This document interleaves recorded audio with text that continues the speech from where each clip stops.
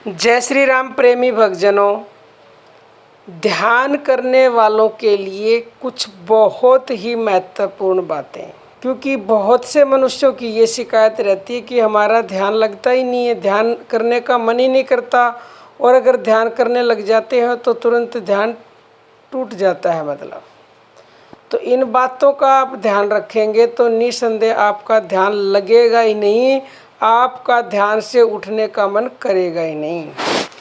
अंत तक बने रहिएगा, एक एक शब्द को ध्यान से सुनिएगा। और हमारा दूसरा चैनल है ज्ञानदूत, उसकी अगर आप वीडियोस देखना चाहते हो, इसी वीडियो के डिस्क्रिप्शन में लिंक मिलेगी, वहाँ भी हम प्रतिदिन वीडियो डालते हैं।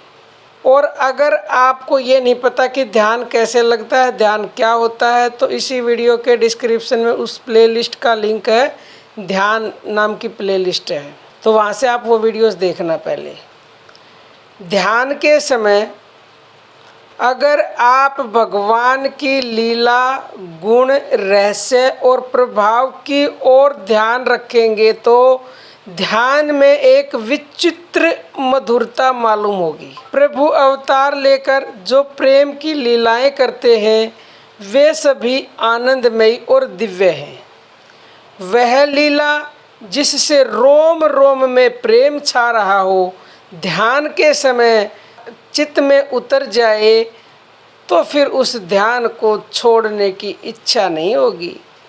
उस लीला में मन, चित्त, प्राण इतने लीन हो जाएंगे कि वहाँ से हटना ही नहीं चाहेंगे। यही ध्यान वास्तविक ध्यान है, और उसमें श्रम भी नहीं करना पड़ेगा, यानी आपकी मेहनत भी नहीं लगेगी, न वहाँ से हटने की ही इच्छा होगी। भगवान के गुण, प्रभाव और रहस्य के जानने से ही असली ध्यान होता है। भगवान के गुणों की महिमा कैसे गाई जाए? भगवान में इतने गुण हैं। अब पहले उनके गुणों को समझ लो आप, जब भी तो उनके गुणों को अपने ध्यान में लाओगे ना। भगवान गुणों के समुद्र हैं, भगवान प्रेम में हैं, प्रेम की मूर्ति हैं, प्रेम ही उनका स्वभाव है। प्रभु दया में है, दया की मूर्ति हैं, दया ही उनका स्वभाव है। उनके एक एक गुण की ओर ध्यान जाता है तो ऐसा दिखता है कि मानो वे उस गुण की मूर्ति ही हैं। सारे गुण प्रभु में अतिशय हैं। इसी प्रकार उनका प्रभाव भी अमित है। संसार में जो कुछ भी किसी का प्रभाव देखने में आता है वह सब प्रभु का ही है।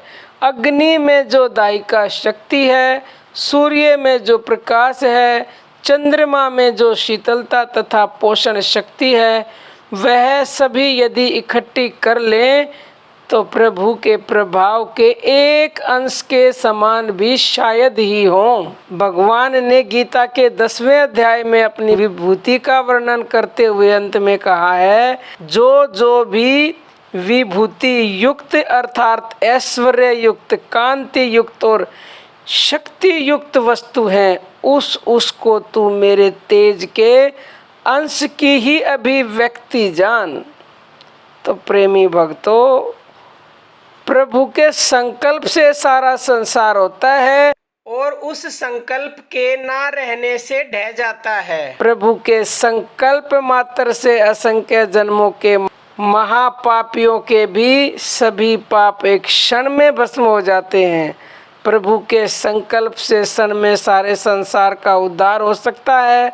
संकल्प क्या, प्रभु के तो संकेत मात्र से, केवल इशारा कर देने मात्र से ब्रह्मांड का उद्धार हो सकता है।